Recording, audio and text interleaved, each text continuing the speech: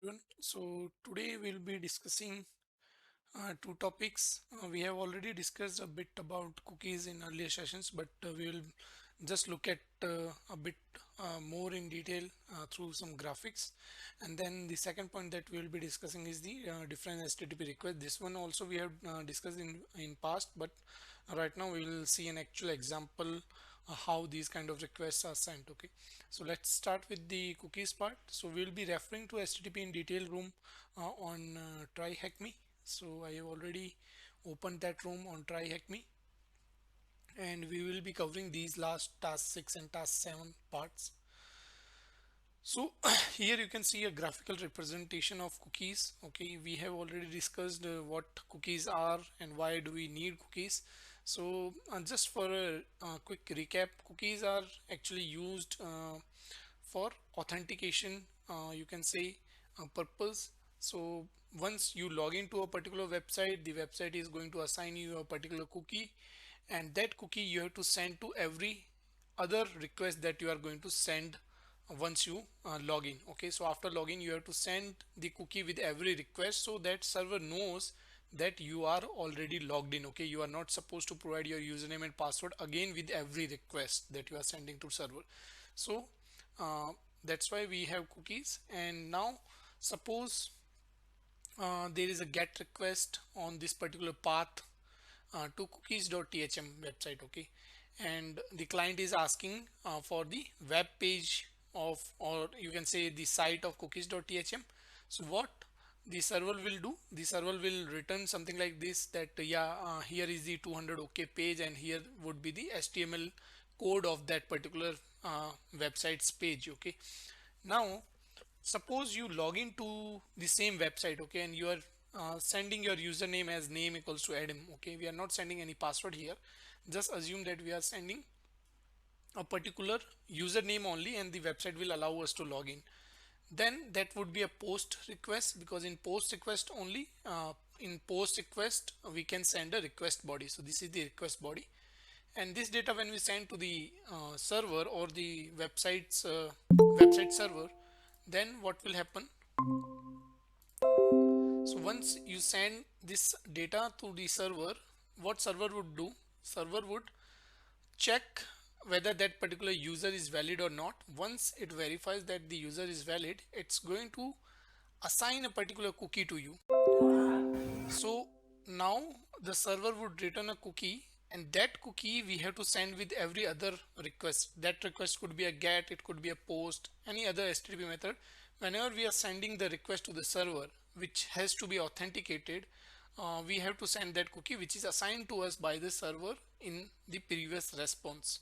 So now earlier, see, when we sent the get request, the server returned us the page directly, because the authentication was not required to access that particular page. But now suppose there is a page, for example slash secret page is there, and that page can be only accessed by users who have authenticated themselves. So in that case, when you access that page, the browser would be sending the cookie that is assigned to you when you logged in by providing your name to the website. So that cookie we are sending, and in the response you will see that it will give you the HTML code, whatever there is on that particular page, and it would know that you are the Adam user actually based on the cookie. The cookies are not going to be this simple always. It could be a bit longer and encoded as well.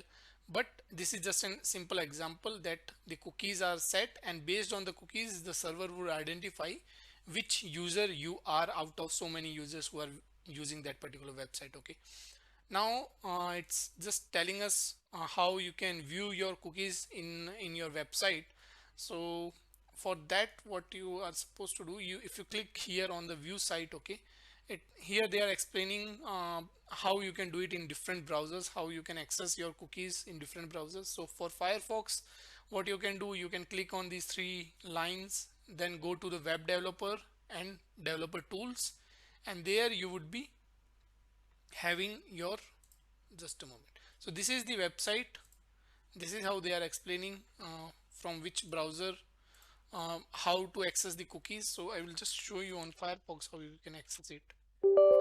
So just a moment.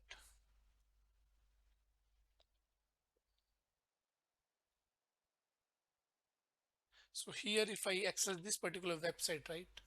This is a sample website. Here if we go to sign up and if we log in with test, it's going to log in. And now if you click here on three dots, you go to your more tools.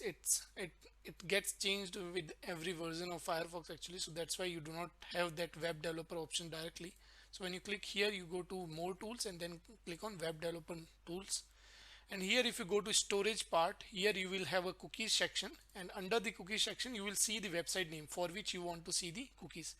So for this particular website, the cookie name is login and the value is test percentage 2f, which stands for a slash like this, and test. We have discussed this part as well earlier. So that's how you can see in Firefox.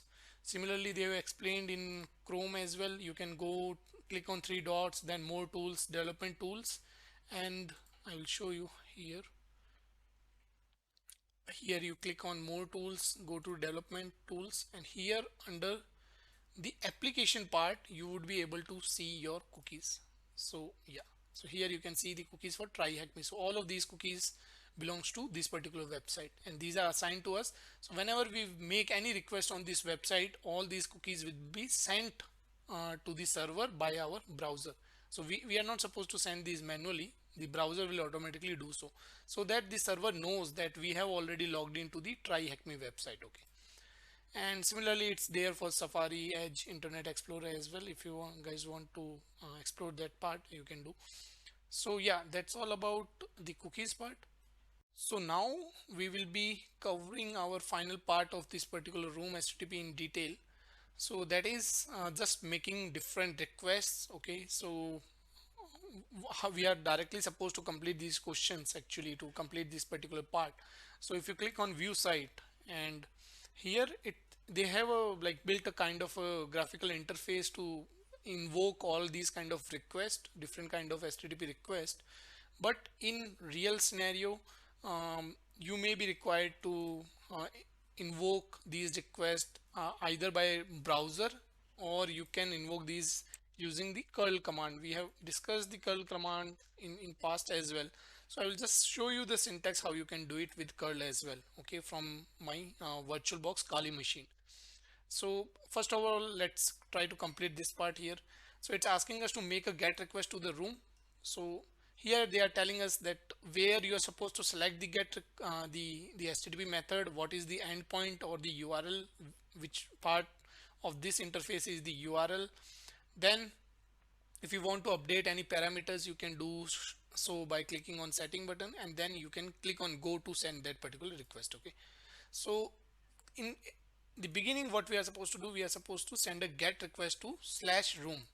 So what it means is that GET request we have already selected. Here in the URL we are supposed to send it to /room. So slash is already there, we will just put a room after it.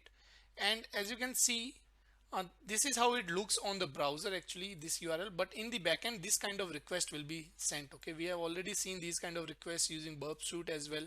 Also I have shown it to you through developer tools as well. So this kind of request is being sent where this is the main domain name and this is the path where the request will be sent. So the whole URL would look something like this: tryhackme.com/room. So when you put room here, the path is being updated here in the backend. So this request will be actually triggered to the server. And now when we don't want to update anything else, so no need of adding any parameters. See, if we are sending a GET request, in the GET request in the URL only you can have multiple parameters actually, URL parameters, that's what we call them. So whatever is there like a question mark and things like that, I will try to see if it is working. So let's suppose we have a parameter called URL, and the value of that URL is for example google.com. Let's see if it works. Google dot is not working. Let's see, the value is Google.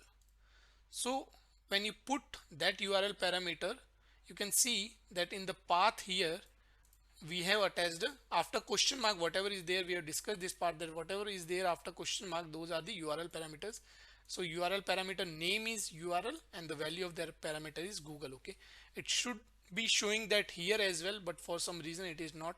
But normally you will be seeing it in the URL only. Okay, so that's how you can put URL parameters as well. Now if you have multiple URL parameters, there should be an ampersand in between.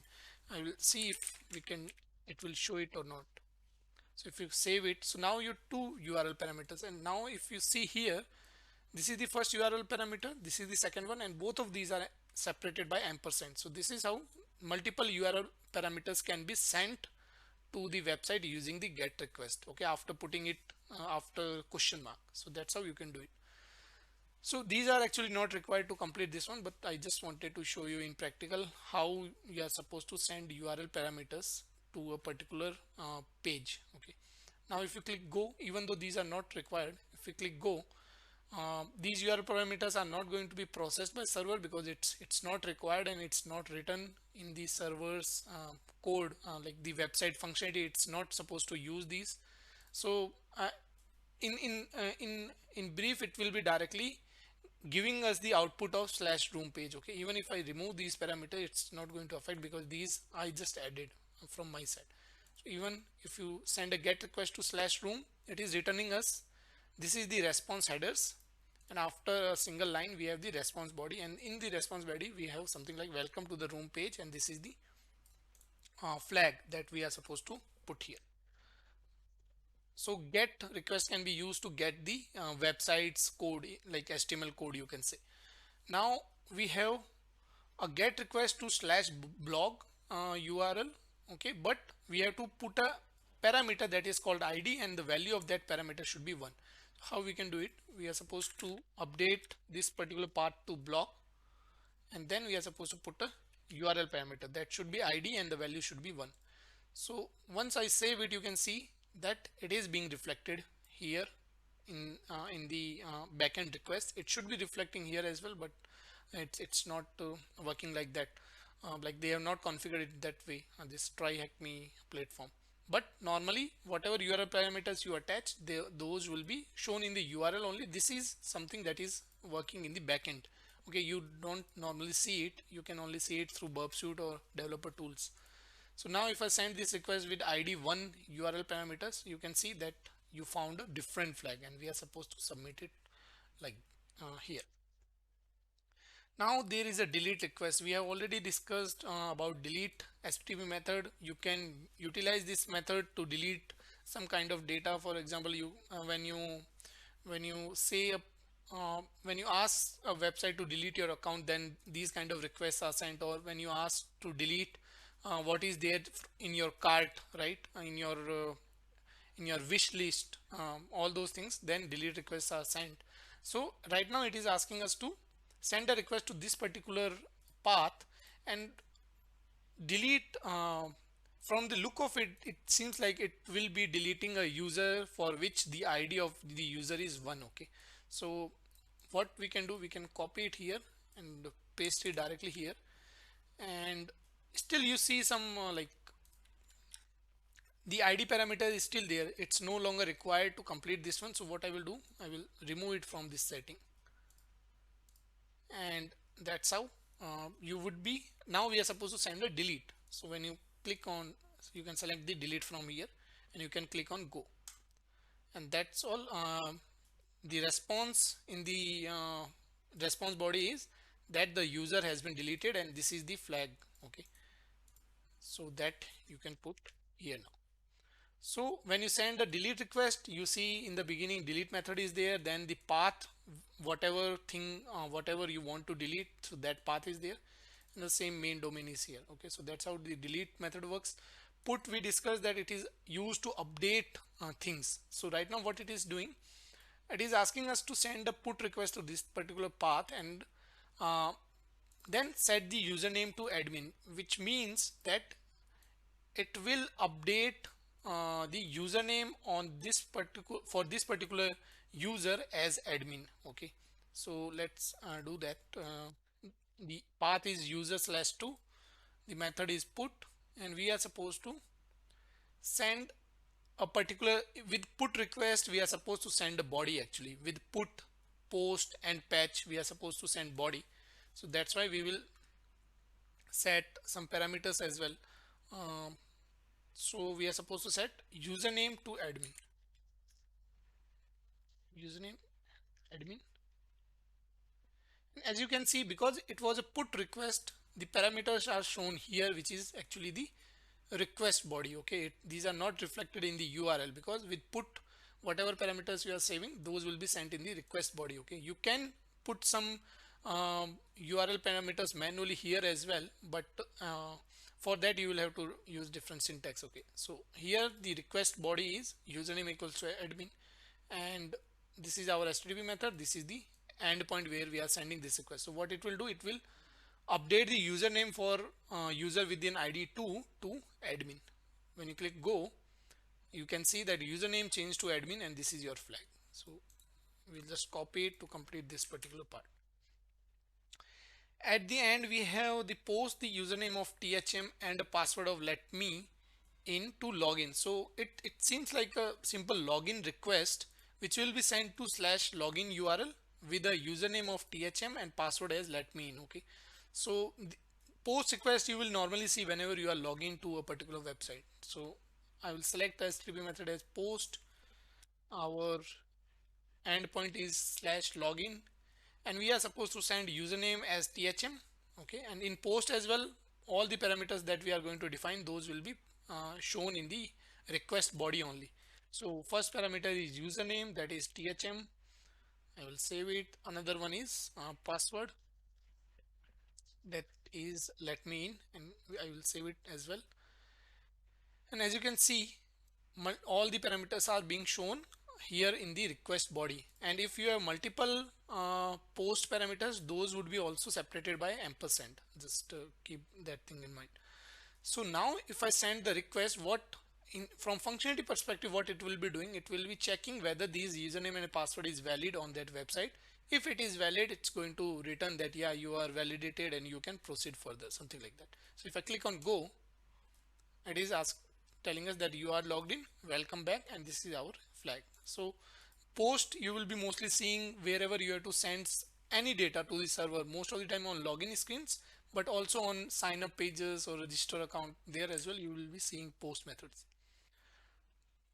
So that's how you can do it from this functionality. Now quickly I will show you how you can do it with the curl Linux command as well.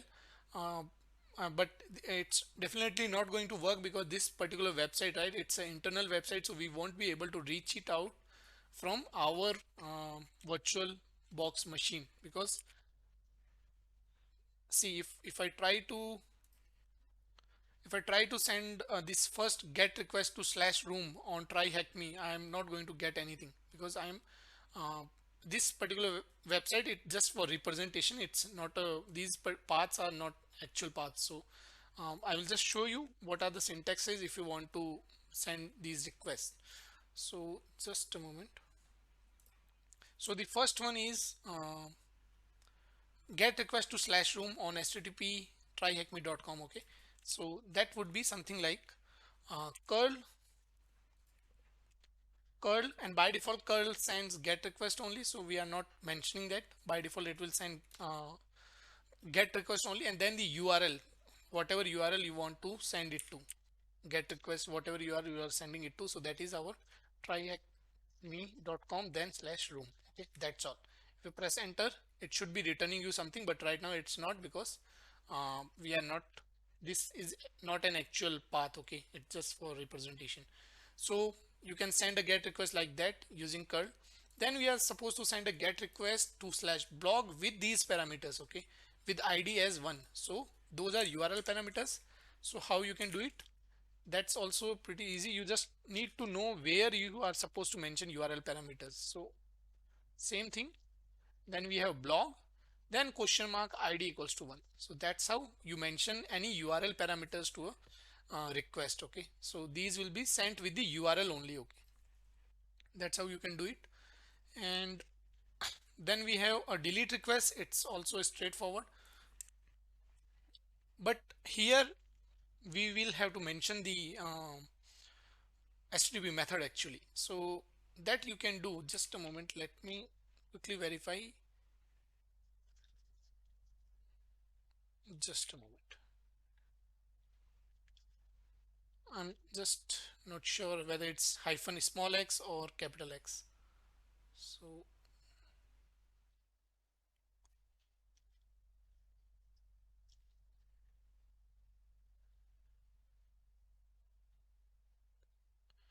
okay, so that's small x. Okay, yeah, so it's a capital X. So let me just um, put all those commands again. So that was curl with the get request. Second one was a get request with ID URL parameters. The third one is a delete request. So that should be like hyphen capital X, and then you are supposed to mention the method. So that is delete, and then you can mention which path you are trying to send it to. So that is tryhackme.com. Then the path was, just a moment, user slash one. So that's all. When you send this request, the server, what the server will do, it will remove the user within ID one from its database. So that's how you can send it. Again, if we talk about the fourth, that's a put request to this endpoint with a username set to admin. So that's kind of, I told you, with put, post and patch, you are supposed to send a request body. So let's see how we can do it. Curl hyphen x, and then we are supposed to mention the HTTP method as put. Our endpoint is http tryhackme.com slash user slash 2. That's our whole endpoint. And then we are supposed to mention, we have to send the request body as well. So request body you can always send like this, hyphen hyphen data, and then within double quotes you can send it like this. We are supposed to send username as admin. So that's how you can do it. So whenever you have to send a request body, you can use hyphen hyphen data space within double quotes. You can mention the body, whatever you want to send. Okay, so that's how you can send a put request. And final request was a post request actually to login URL with a username and password request body. So that we can do like this, hyphen x space post. The endpoint was